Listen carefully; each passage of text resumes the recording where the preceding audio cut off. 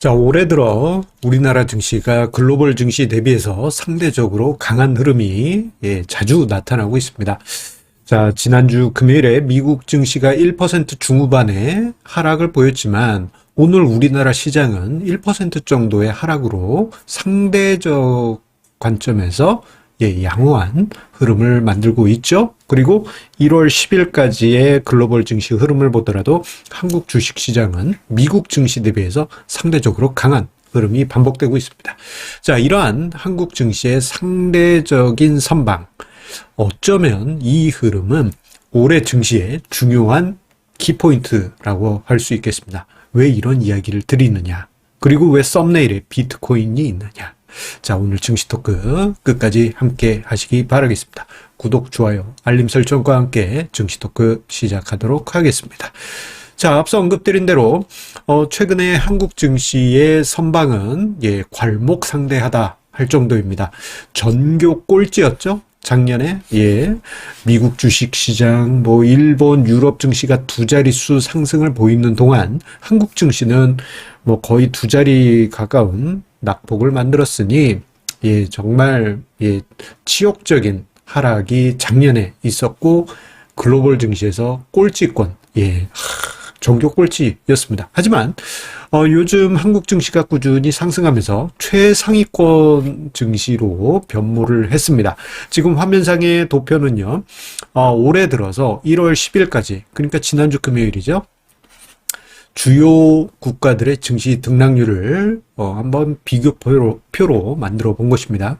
한국 코스피는 4.9% 상승했고요. 이에 반해서 작년에 우리나라 증시하고 비교하면 정말 화려한 랠리를 보여서 배 아팠던 미국 증시, 일본 증시, 그리고 같이 꼴찌였는데 갑자기 치고 올라갔던 중국 증시 모두 지난주 금요일까지 하락을 기록하고 있습니다. 이거 격세지감이라고 표현하면 너무 장대하고 완전히 올해 들어서 달라진 흐름이 나타나고 있는 것이죠. 물론 지금 이러한 현상이 단발적인 현상일 수도 있습니다만 작년에 보지 못했던 전혀 다른 모습이기 때문에 이러한 추세가 굳어진다면 주식시장에 중요한 변화가 나타날 가능성이 큽니다. 왜냐? 이러한 한국 증시의 상대적 강세가 추세화된다면, 우리나라 증시는 그 이전과 작년과는 전혀 다른 흐름으로 흐름이 반복이 될 수가 있습니다. 생각해보면 작년에 미국 증시 대비해서 한국 증시는 비교할 수 없을 정도로 정말 열등생이었죠. 전교 꼴찌 하지 않았습니까? 꼴찌. 미국은 전교 1등. 우등생이죠. 그러다 보니까 작년에 어떤 일이 벌어졌어요? 한국 증시에서 돈을 빼서 미국 증시로 넘어가는, 누가 먼저 한국 증시를 탈출을 하느냐는 탈국장은 지능순이다라는 비아냥이 있을 정도로 미국 증시로 대규모로 자금이 넘어갔습니다. 그 결과 한국 증시가 더 하락하는 그러한 악순환이 발생했고 그 결과 허무하게 한국 증시가 연말에 훅훅 밀리는 그러한 모습까지 나타났죠.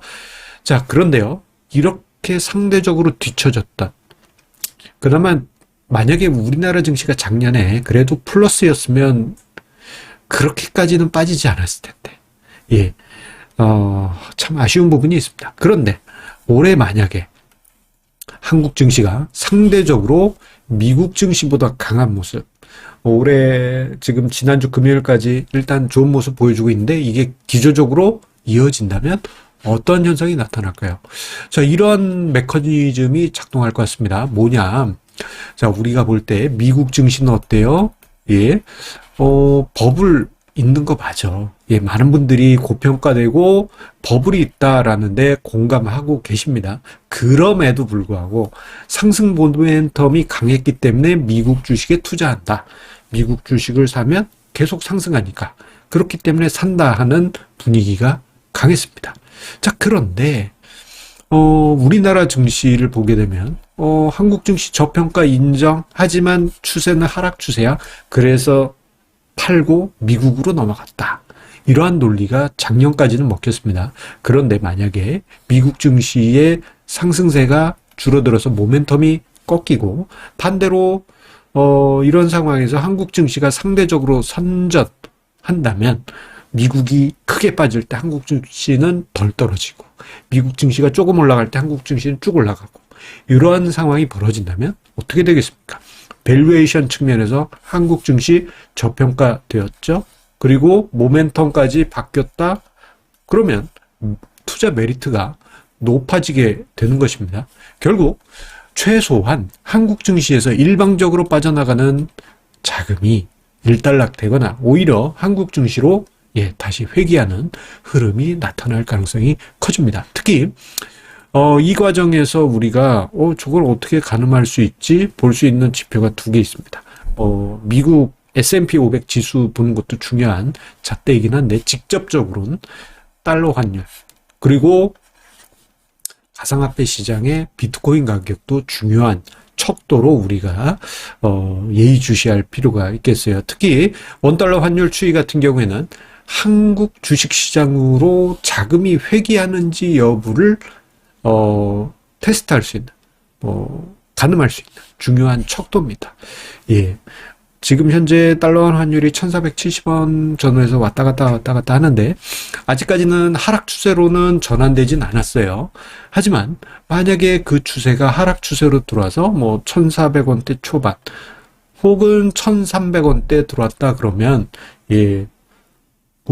미국 주식에 투자한 투자자 입장에서는 환차손이 발생하잖아요. 그리고 미국 투자자가 한국 주식에 투자한 거에 대해서는 걔네들 입장에서는 환차익이 발생하기 때문에 그 자금 흐름의 물길이 확실히 바뀔 가능성이 커지게 됩니다. 그래서 달러원 환율 추이가 어떻게 흘러가는지 작년에 이렇게 올라갔는데 이제 이렇게 꺾이는지 예의주시하자고요. 자, 그리고 두 번째로 보셔야 될 게 비트코인 가격, 가상화폐 가격입니다. 왜 생뚱맞게 비트코인 가격이냐? 작년에 우리나라 증시에서 자금이 빠져나가서 넘어간 곳이 미국 주식도 있겠지만 가상화폐 시장도 있습니다. 미국 주식하고 가상화폐는 공통점이 있었어요. 뭐냐? 미국 주식 고평가된 거 맞아. 가상화폐 가치 자체에 대한 평가가 불가능하죠. 그럼에도 불구하고 모멘텀이 강했잖아요. 자, 그랬는데 이들 자산의 모멘텀이 꺾이게 될 경우, 특히 비트코인 가격 같은 경우에는 24시간 거래 아닙니까? 그 추이가 이렇게 꺾이면서 추세가 완전히 누가 봐도 이거 하락 추세 굳어졌다 한다면 한국 증시로의 자금 흐름의 변화가 나타날 가능성이 크다라고 생각이 됩니다. 어떻게? 적어도 한국 주식시장에서 자금이 빠져나가는 게 일단락 될 수가 있겠고 추이가 변화할 가능성이 높아지겠죠. 지금 화면상에 자료는요. 왼편은 비트코인 미국 달러 기준인데 작년에 꾸준한 상승을 보였죠. 지금 약간 아리까리합니다. 추세가 아직 하락 추세로 들어간 건 아니지만 약간 그 이전과는 다르죠. 달러 환율도 작년 하반기 때 정말 1300원대에서 1400원대 넘어서 거의 1500원 부근까지 올라갔는데 최근 들어서 약간 숨고르기 하고 있어요. 물론 추세는 아직 꺾인 건 아닙니다. 아직 애매해요. 그런데 요 추세가 하락 추세로 굳어졌다? 그러면 한국 증시에서의 자금 이탈이 일단락될 가능성이 커지고 분위기 좋으면 한국 증시로 자금이 회귀하는 그러한 현상이 나타날 가능성이 크다라고 보여집니다. 그런데 아무리 한국 증시가 상대적으로 선방한다 하더라도 미국 증시가 만약입니다. 급하게 하락할 경우 지금 시장 일각에서는 미국 증시의 어떤 밸류에이션 부담 이야기가 계속 언급이 되고 있거든요. 근데 만약에 밸류에이션 부담이 큰 상태에서 모멘텀이 꺾이면 좀 빠른 속도로 꺾일 수도 있다 보니까 혹시 이렇진 않겠지. 물론 아직은 모릅니다. 만약에 미국 증시가 급하게 하락하는 상황이 벌어지게 되면요. 한국 증시가 선방한다 하더라도 미국 증시가 훅 꺼질 때 한국 증시가 선방해도 같이 빠지는 건 똑같잖아요. 예, 부담스럽죠. 이건 좀 좋지 않은 모습이긴 합니다. 따라서 가장 좋은 베스트 시나리오는요, 미국 증시가 소프트 랜딩 하는 겁니다. 미국 증시가 이거 천천히 조금 기운 빠지는 것 같아. 이렇게 소프트 랜딩 하면 한국 증시는 상대적으로 그 상황에서 상대적으로 강하게 치솟을 수 있어요. 그래서 우리가 지금 봐야 될 변수는 이겁니다. 뭐냐, 미국 증시 대비해서 한국 증시가 상대적으로 선방하는지 계속 추이를 지켜보시고요. 그 과정에서 원달러 환율 1,300원대 들어가는지 흥미롭게 보시고, 그리고 24시간 거래되는 비트코인 가격, 이게 어떻게 흘러가는지 이것 또한 보시다 보면 향후 한국 증시의 상대적 선방 흐름이 계속 이어질지 가늠하는데 중요한 참고 자료로 활용하실 수 있겠습니다. 여러분들의 성공 투자 응원드립니다. 올해는 우리 한풀이 하도록 하죠.